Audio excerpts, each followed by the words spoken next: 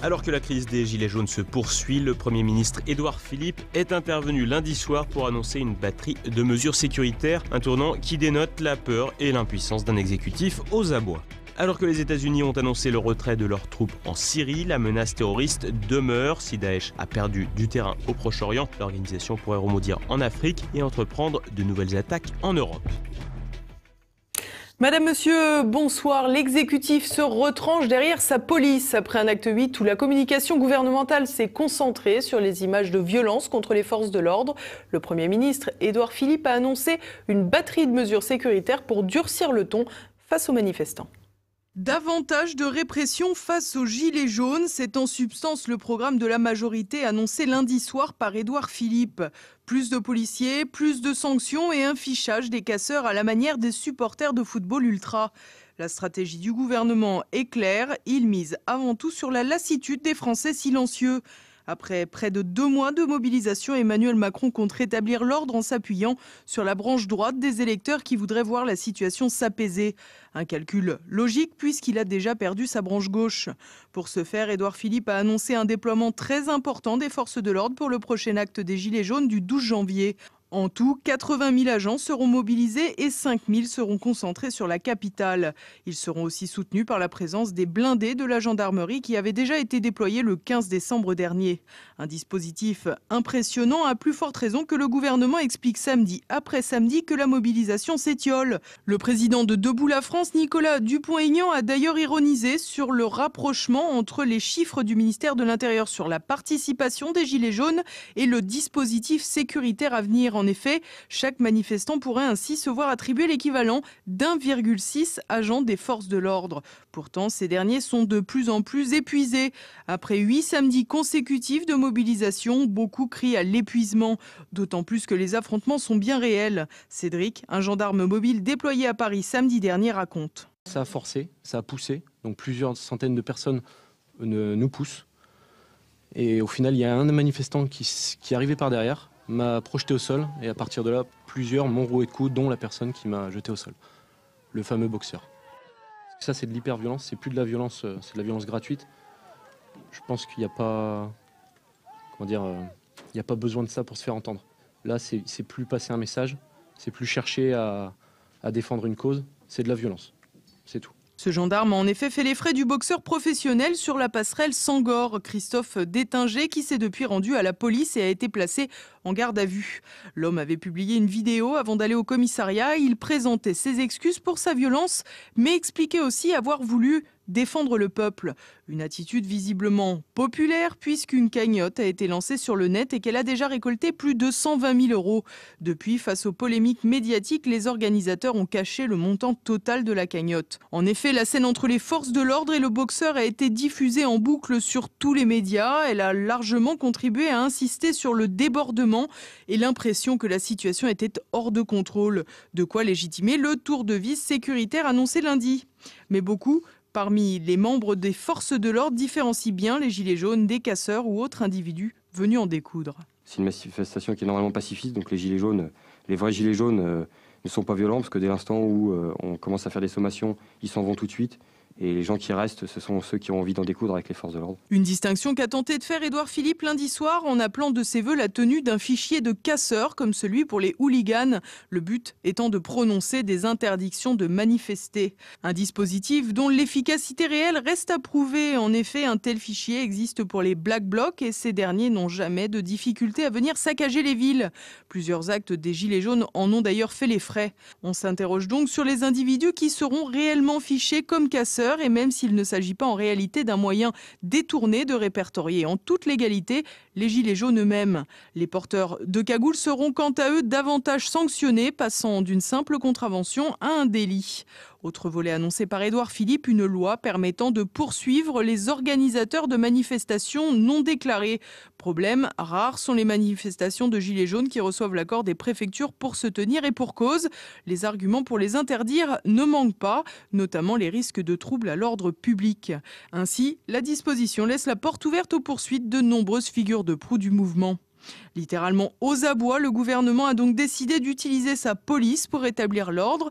Lundi, Édouard Philippe n'aura donc évoqué aucune mesure sociale ou avancée en direction des revendications des Gilets jaunes, avec qui le dialogue semble définitivement rompu. Tout porte à croire que l'exécutif a réellement peur pour son intégrité physique, justifiant ainsi de se retrancher derrière sa police pour seule défense. Un positionnement qui explique pourquoi les syndicats des forces de l'ordre ont rapidement obtenu gain de cause après leurs revendications au début des mobilisations des Gilets jaunes.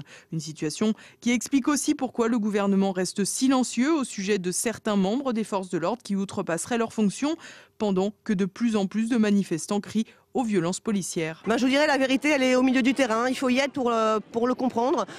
Pour avoir fait à Paris hier, avoir fait tous les autres actes, je peux vous dire que je n'ai jamais jeté le moindre pavé, je n'ai jamais monté la moindre barricade, je n'ai jamais insulté les forces de l'ordre. Pourtant, ça n'a pas empêché de me faire matraquer, ça ne m'a pas empêché de me faire gazer à longueur de temps, sans rien faire, en restant pacifiste parfois même à des endroits où il n'y avait personne. On était 3, on se faisait gazer depuis les toits.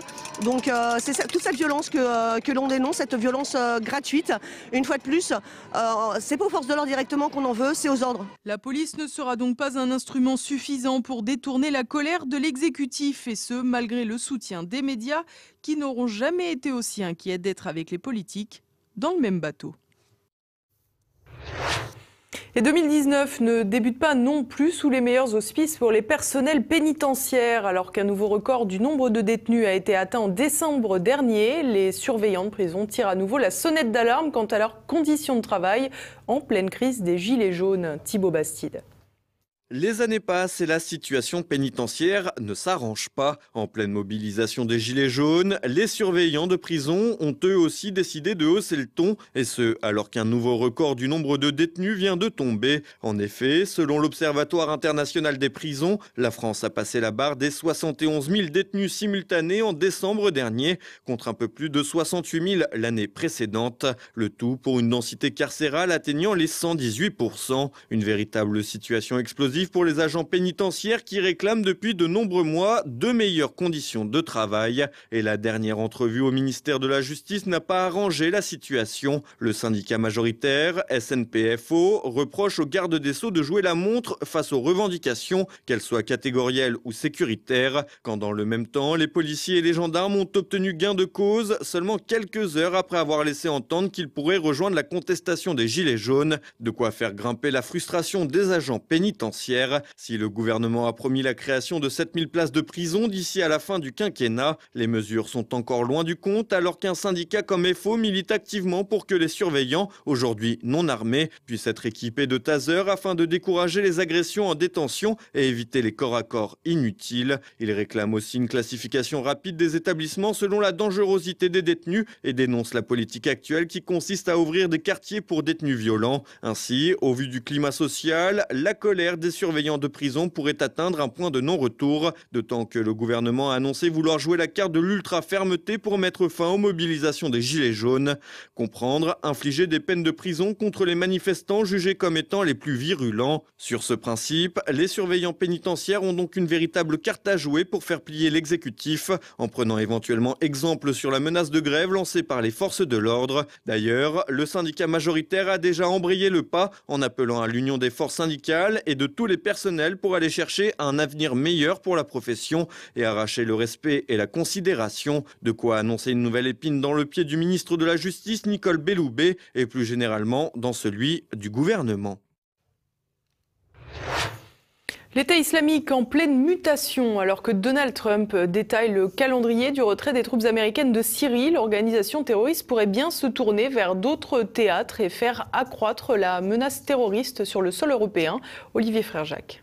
Daesh tenu en échec territorialement en Syrie et au Levant. Après son éphémère existence en tant qu'État, l'organisation terroriste se réinvente pour ne pas disparaître. Et pour ne pas tomber dans l'oubli ou se voir supplanté par d'autres organisations, l'État islamique devrait concentrer ses efforts sur ses points d'ancrage en Afrique, mais aussi mobiliser ses sympathisants en Europe pour perpétrer des actions terroristes. Côté Proche-Orient, l'organisation semble territorialement plus affaiblie que jamais sur le territoire syrien, où elle ne contrôle plus que quelques villes village sur une vingtaine de kilomètres à la frontière irakienne. Les attaques menées d'une part par l'alliance arabo-kurde soutenue par les Occidentaux, mais surtout par l'armée syrienne et ses alliés chiites pro-iraniens ont considérablement réduit la menace, éliminant des centaines de djihadistes. L'arrivée de combattants étrangers a aussi connu un très net recul. De 30 000 combattants, il y a 6 mois, il ne resterait qu'un demi-millier de soldats dans les rangs de l'EI.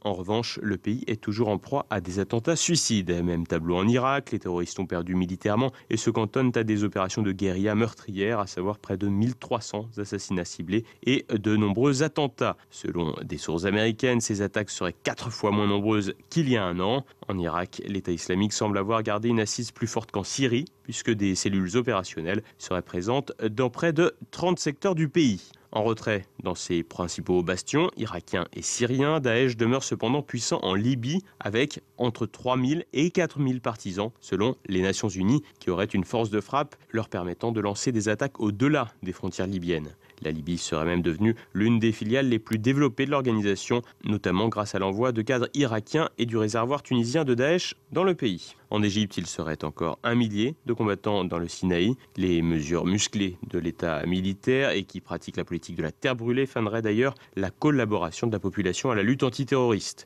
Les combattants de Daesh y demeurent puissants, en témoignent les tentatives d'assassinat des ministres de l'Intérieur et de la Défense qui faillirent aboutir il y a quelques mois. Au pays des pharaons, Daesh poursuit également ses objectifs via des attaques terroristes. En recul dans les pays arabes, l'organisation semble cependant maintenir la pression en Afrique de l'Ouest, notamment au Nigeria où Boko Haram, passé du giron d'Al-Qaïda à celui de l'État islamique, demeure une organisation puissante et qui a contraint depuis 2011 au déplacement de plus de 2 millions de personnes et serait à l'origine de près de 16 000 morts. Boko Haram, dont le nom était Groupe sunnite pour la prédication et le djihad jusqu'en 2015, est devenu l'État islamique en Afrique de l'Ouest cette année-là, et ces exactions ne se cantonnent pas au Nigeria mais se déplacent également au Cameroun, au Tchad et au Niger. Cette extension de Daesh en Afrique noire pourrait permettre à l'organisation de ne pas perdre la face après des revers importants dans les États arabes. Créé en juin 2014, le califat de l'État islamique n'a pas tenu long feu militairement, mais a su faire des petits et surtout se diversifier dans ses modes opératoires et ses théâtres d'opération.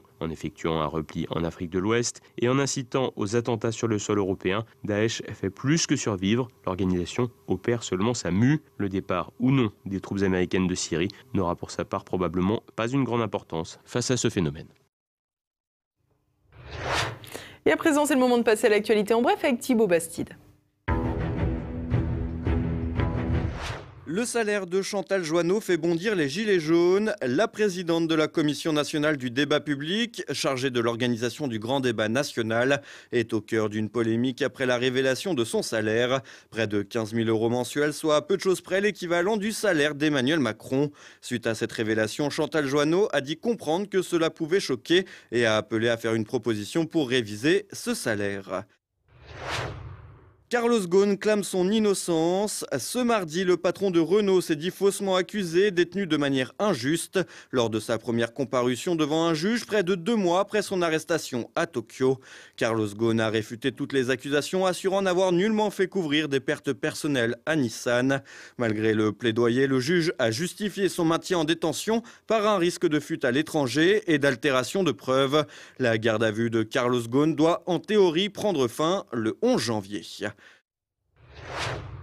Une leçon pour un donneur de leçons. Interrogé par le magazine Marie-Claire, l'écrivain Yann Moix s'est dit incapable d'aimer une femme de 50 ans, préférant le corps d'une jeune femme de 25 ans avec un léger penchant pour les asiatiques.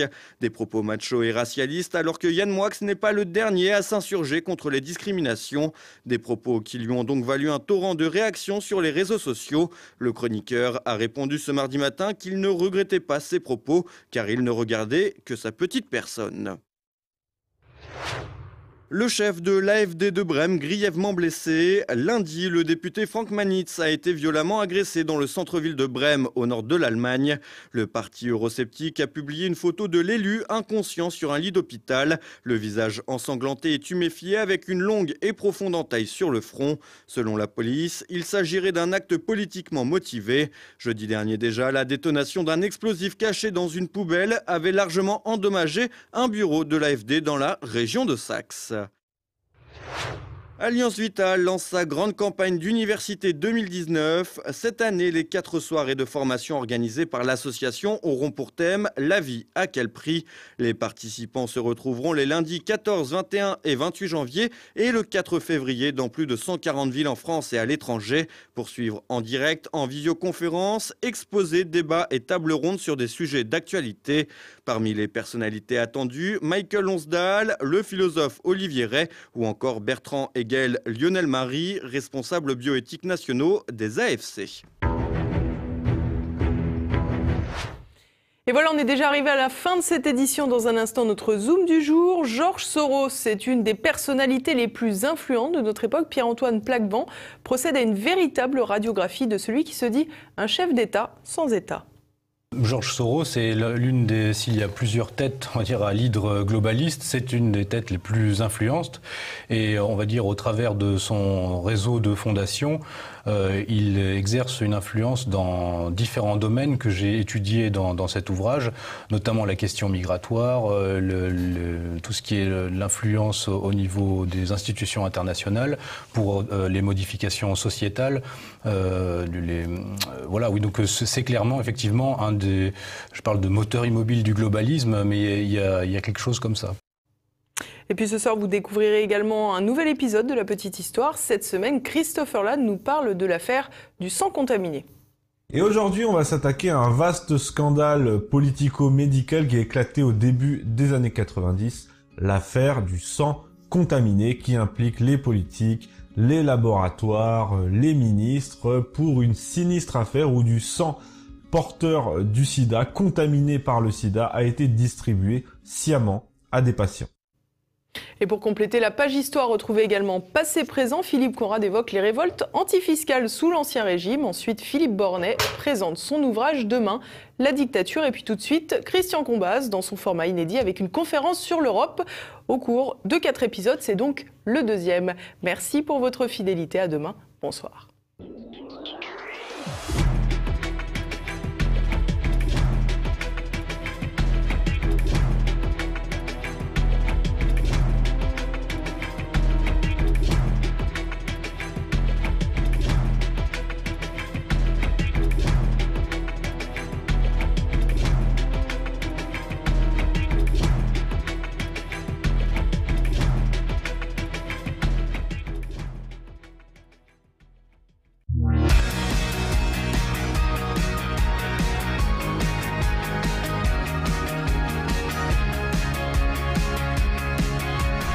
Alors pourquoi, dès que l'Europe s'est affranchie non seulement du christianisme, mais des réflexes pavloviens du christianisme, tu ne tueras point, tu n'emploieras pas les gens sans assurance sociale, tu ne prendras pas 20% sur les marchés publics, tu ne vendras pas de produits avariés, tu ne caseras pas la maîtresse que tu as choisie au Conseil général, tu n'attribueras pas de salaire fictif à tes 3 enfants sur le budget du Parlement européen ou français. Pourquoi, dis-je, a-t-elle commencé cette Europe à perdre son âme? On le voit très bien en France avec le mouvement des Gilets jaunes qui se répand partout sur le continent. C'est parce qu'elle est en train de perdre son humanisme qui est à la fois une culture, une morale, une condition d'accès à la sagesse, une douceur de vivre. Et j'ai rien trouvé de mieux pour l'illustrer que ce défilé de statues derrière moi. C'est comme si tous ces gens figés dans la pierre témoignaient d'un monde qui était à leur époque encore vivable, encore attentif à la beauté inutile, alors que le nôtre devient invivable à force de nous fourguer des laideurs utiles. Pour illustrer le miracle européen et pourquoi nous étions devenus en 1880 par exemple un continent à la fois vivable et civilisé, je voudrais citer le cas de la Hongrie qui est une parabole de notre histoire entière. En l'an 1000, le premier roi de Hongrie est en fait le chef d'une tribu plus ou moins nomade qui dévaste le continent depuis 3 siècles. Il comprend que l'Europe, c'est 2 choses, c'est un lieu où se poser et c'est un territoire qui pratique un culte unique, le christianisme. Un culte idéal quand on essaie d'instaurer la patience envers autrui, envers l'autre, le négoce au lieu du pillage par exemple, et c'est une conversion sans laquelle on ne s'assied pas à la table de la civilisation européenne. Du coup, le premier roi de Hongrie décide, en signe d'appartenance à l'Europe, d'adopter un ensemble de valeurs chrétiennes et carrément de convertir son peuple. Ensuite, il décide de faire comme ses voisins, c'est-à-dire de bouger le moins possible et de commencer à construire, à diviser l'espace, à codifier le langage, l'architecture, la loi, l'agriculture, la propriété, pour imprimer à ce qui l'entoure une marque originale et unique qui consiste à devenir soi-même là où l'on est, par le raffinement, le perfectionnement de tout ce que l'on sait être et de ce que l'on sait faire. Ça s'appelle une nation. C'est ce qui fait qu'au bout d'un millier d'années, on reconnaît un Hongrois entre tous et un Européen à 2 ou 3 choses. Il vit dans un monde codifié localement par la tradition, les guides, les compagnonnages, les contes et légendes, les usages locaux, et fédéré par la morale et le calendrier du christianisme, qui n'est pas seulement une morale et un calendrier, qui est aussi une esthétique. Et c'est pourquoi on voit se répandre en provenance d'Italie, notamment à partir du XIIIe siècle, une même vision de l'homme et de la femme, un homme qui cesse d'être guerrier, prédateur, violeur, une femme qui cesse d'être une proie, un butin, une poule pondeuse. La figure de la Vierge Marie permet de sacraliser l'image de la femme, celle de Marie-Madeleine de montrer que les filles légères ne sont pas nécessairement maudites. Il y a des nudités plein les églises, tout ça donne un monde très équilibré entre vice et vertu, mais aussi et surtout entre humanisme et industrie, entre être et faire, entre être et avoir. La chose la plus frappante, dont témoignent les statues qui défilent là derrière moi, c'est que l'Europe a réussi partout, avec plus ou moins de bonheur, mais plutôt plus de bonheur que moins, le mariage entre l'invention technique, l'industrie, la manufacture, l'ingénierie, l'architecture, tout ce qui peut paraître froid donc et mécanique, et la douceur charnelle, les voiles, l'anatomie, les angelots, les filles alanguies sur les façades, la poésie, etc. Ce n'est pas un hasard, c'est d'abord le prodige du christianisme, puis de la doctrine sociale qui l'a suivi au XXe siècle. On a humanisé le progrès.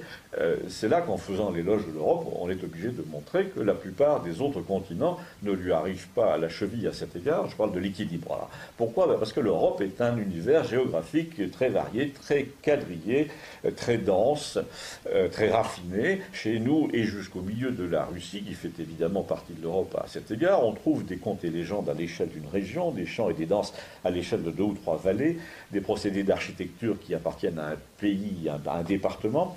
On trouve des sociétés savantes, des conservatoires, des académies par centaines, jusqu'à ce que le funeste XXe siècle pratique exactement le contraire, c'est-à-dire l'ouverture permanente, l'éventement, le désordre, la guerre des empires, la table rase, la fuite des talents en Argentine, au Mexique ou à Philadelphie, et surtout, au XIXe et au XXe, on est passé de la conquête de soi à la conquête de l'autre à travers la colonisation, l'exil géographique et le Go West américain qui consiste à faire exactement ce que le premier roi de Hongrie avait décidé de ne plus faire pour devenir et rester européen, c'est-à-dire rester là où l'on est, repousser l'ennemi, creuser, construire, réfléchir.